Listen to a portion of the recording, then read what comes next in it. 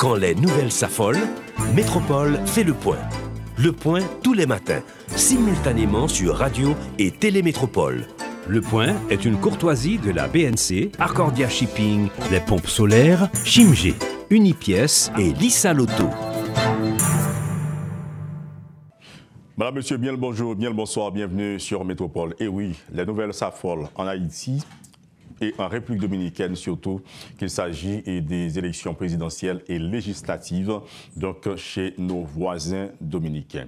Dossier politique et électoral notamment, on en parle ce matin avec le correspondant de Radio Télémétropole, Jean-Michel Kawa, qui est avec vous, avec nous sur le plateau. Jean-Michel Kawa, bonjour, bienvenue sur Métropole. Merci, bonjour à tous les amis en Haïti. Donc rapidement, une brève présentation du tableau sociopolitique de la République dominicaine en cette période électorale là-bas. Écoutez, la scène électorale s'est beaucoup animée après les fêtes de fin d'année. Les élections municipales ont lieu le 18 février, donc dans un mois à peu près. Et les présidentielles et les élections au Congrès ont lieu le 19 mai, donc il manque peu de temps. Et on parle beaucoup de politique, évidemment. La campagne bat son plein. Le président Luis Abinader se déplace à travers le pays. Il était récemment à Barahona.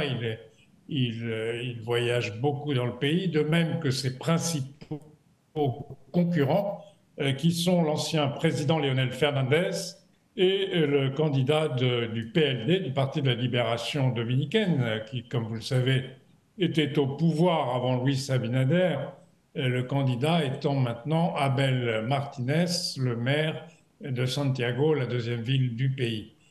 Donc voilà une activité sur les médias, les affichages, beaucoup de portraits d'hommes politiques et une situation qui est plutôt calme jusqu'à présent, mais qui s'anime sur le plan rhétorique, je dirais. Absolument. Maintenant, on sait que souvent, les sondages dans ces genres de situations sociopolitiques, notamment dans ces combats politiques électoralistes aussi, les sondages, je reprends le mot, ont une importance capitale. Ça donne quoi? Le favori de manière générale et particulière?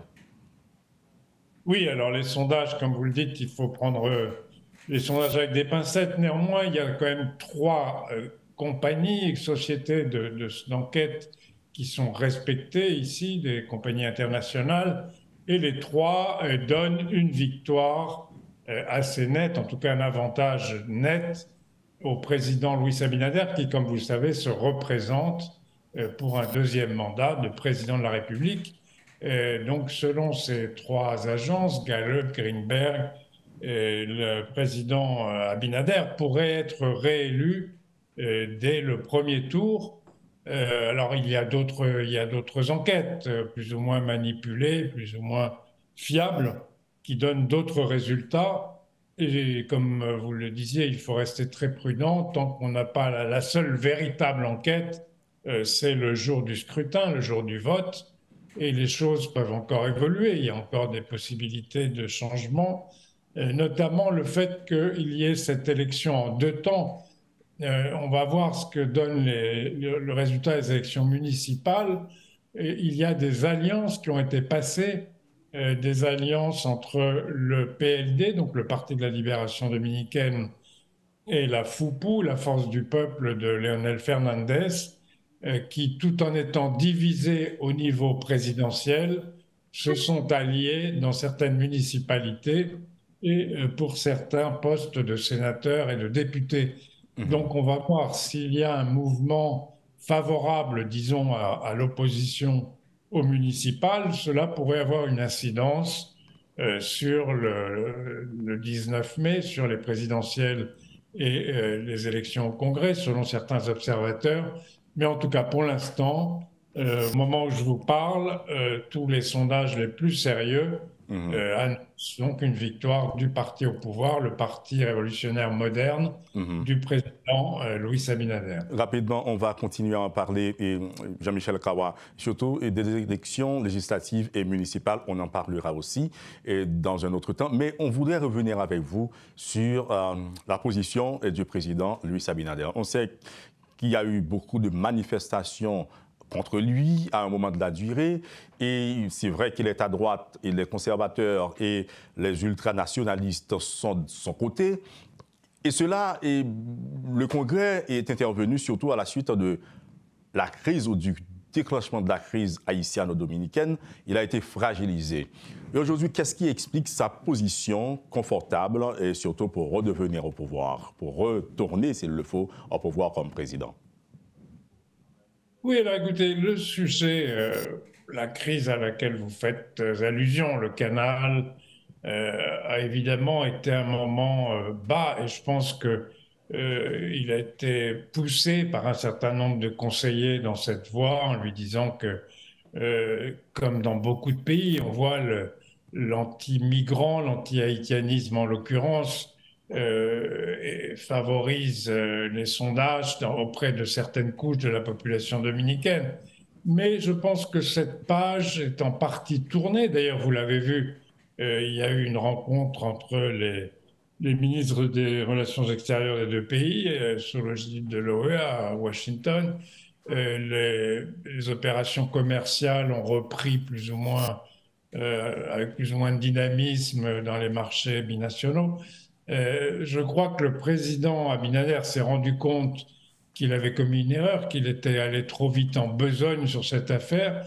Et ce n'est pas le dossier le plus important ici. Le dossier le plus important, comme dans beaucoup de pays, c'est évidemment l'économie, l'inflation.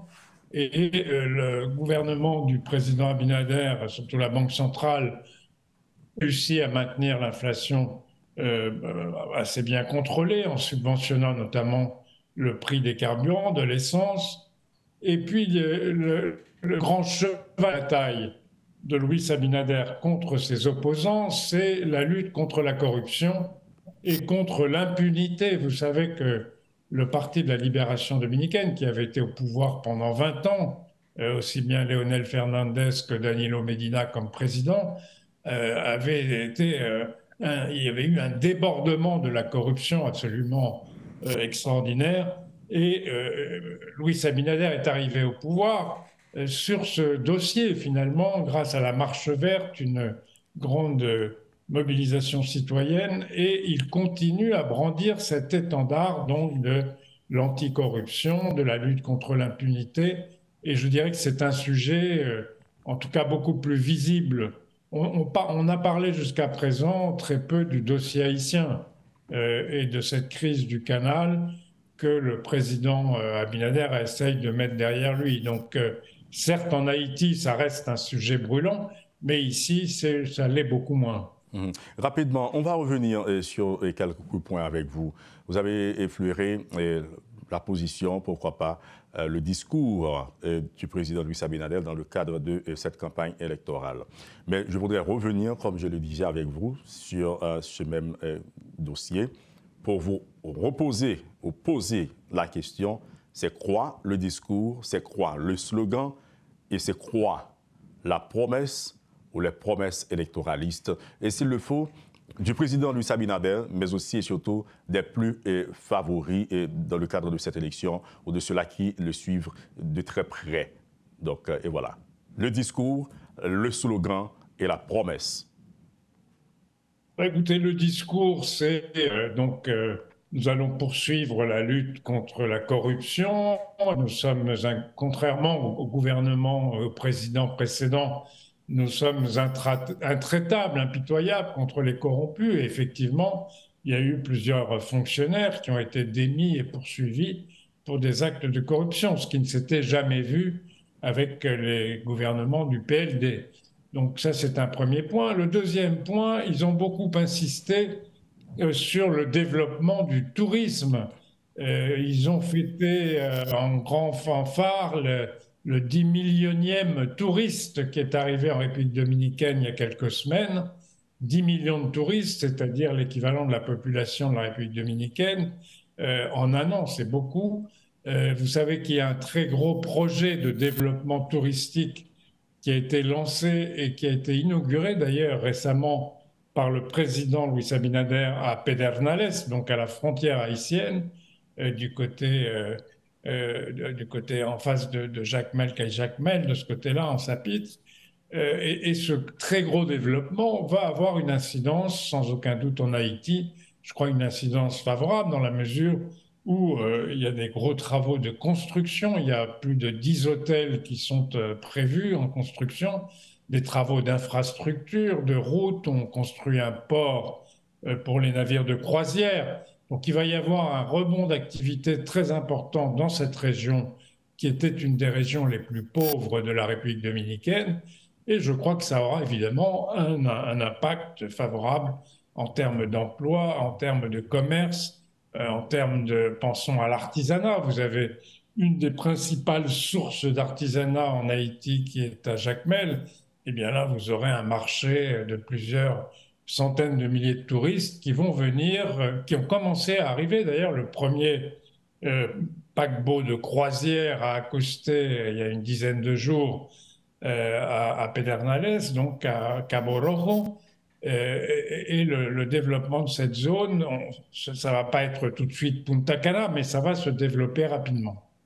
Et maintenant, vous avez parlé du président Luis Abinader avec la toile de fond de son discours, mais aussi et surtout de sa promesse.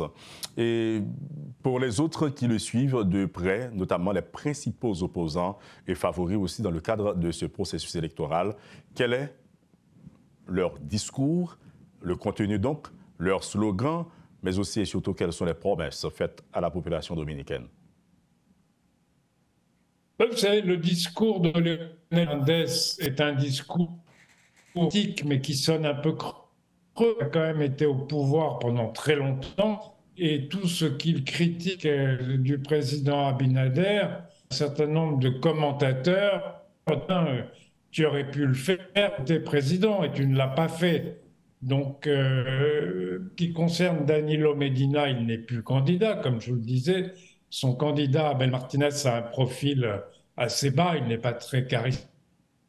Et les principaux porte-parole du pays de la libération dominicaine, donc, à coup sur les dossiers drogue, dossiers narcotrafic, il y a eu plusieurs députés du PRM, donc du parti au pouvoir, du parti de Luis Abinader, impliqués dans des dossiers de narcotrafic, et plusieurs d'entre eux, deux d'entre eux ont été extradés aux États-Unis, c'était demandé par américaine, et la CODE d'ailleurs avec la DEA et a commencé à parler. Donc, effectivement, mais dans ce dossier de trafic, je dirais que Martine est à l'abri, il y a des accusations précises et il y a des dossiers contre le président, contre le PLD.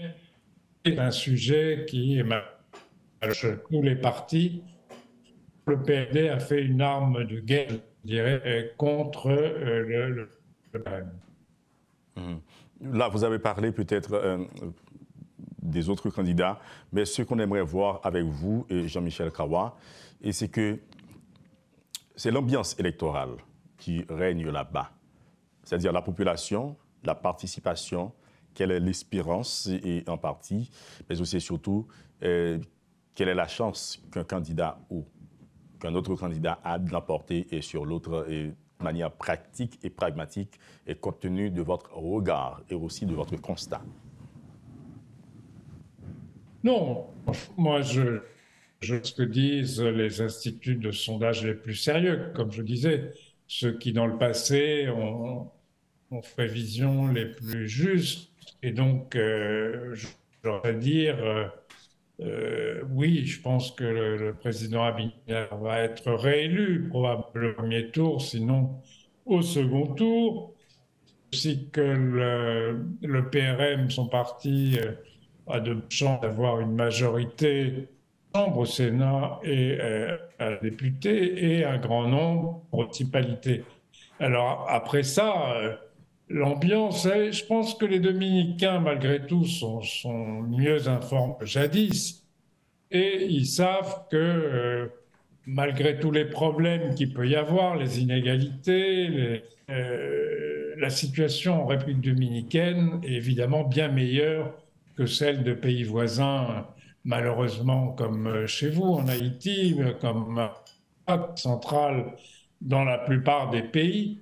Et ça, je crois que ça contribue finalement à porter le parti au pouvoir, parce que finalement, tout le monde reconnaît que la gestion de l'économie, de la macroéconomie, comme on dit, a été plutôt positive. Le monnaie est resté stable, le peso s'est même légèrement renforcé face au dollar, les réserves internationales s'élèvent à 15 dollars. Donc la situation économique, grâce au tourisme surtout, est plutôt, encore une fois, il y a des pauvres, il y a des gens qui sont très pauvres, il y a un problème, il y a des problèmes importants. Je crois que globalement, la population, une partie importante. Alors il y a des mécontents, évidemment, il y a notamment des sujets de société. Le président Louis Abinader est un conservateur, c'est vrai, cette société. Il a, par exemple, introduit, alors qu'il avait promis l'argent pour ce qu'on appelle ici les trois principales, lorsque la vie de la mère est en, lorsque l'enfant est malformant. Il s'était engagé avant la pension, il ne l'a pas fait. D'autres sujets comme ça qui sont des sujets de société sur le dossier des descendants d'Haïtiens, des 2 millions d'Haïtiens qui avaient été dénationalisés, engagés à régler les problèmes, il ne l'a pas fait non plus. Donc il y a des dossiers où il a été effectivement poussé et conseillé et par l'exécutif qu'il n'a pas fait avancer. Le fera-t-il par la suite? Je pense que la principale priorité, en tout cas pour répondre aux situations de l'international, sera une réforme pour essayer de réduire les inégalités, pour réduire l'endettement qui a beaucoup augmenté aussi. L'endettement de la République dominicaine a augmenté importante. Elle est plus ou moins masquée par la croissance économique. Le déficit fiscal est resté contrôlé, mais c'est une situation qui ne peut pas durer éternellement. Absolument. Et rapidement, après la pause, Jean-Michel Kawa, nous parlerons de manière large de l'administration électorale, donc de l'organe des élections. On en parle après la pause, c'est ce que j'allais vous dire. Je dois partir. On sait que vous devez partir, mais il faut observer la pause. Après la pause, on fait 10 minutes, pas plus, et juste pour finir. Non, 2 minutes. Après la pause. OK, on fait 2 à 3 minutes après la pause parce qu'il faut observer la pause, mais on verra l'administration électorale avec vous, l'électorat, mais aussi et surtout la chance, s'il le faut, de réussir cette élection présidentielle, législative et aussi municipale. C'est le temps de la pause. Vous le savez, tout de suite après, on aura Jean-Michel Kawa qui partira dans quelques minutes plus tard. Le Point est une courtoisie de la BNC, Arcordia Shipping, les pompes solaires, Chimgé, Unipièce et Lissa Loto. Bonjour, bonsoir à vous tous et à vous toutes. On parle de la conjoncture dominicaine, s'il le faut, des présidentielles, législatives et des municipales, donc de la République dominicaine, avec Jean-Michel Kawa, notre correspondant en République voisine depuis plusieurs décennies. Rapidement, Jean-Michel Kawa, la question que l'on avait à vous poser, c'est sur l'administration électorale. D'abord l'organe électoral, l'électorat et puis l'ambiance électorale. Une question à 3 volets, l'administration, l'électorat et l'ambiance électorale, l'organe électoral. Voilà. Quel est votre regard là-dessus et quelle est la confiance qu'il y a donc, dans tout cela, dans le cadre de ce processus électoral en République dominicaine?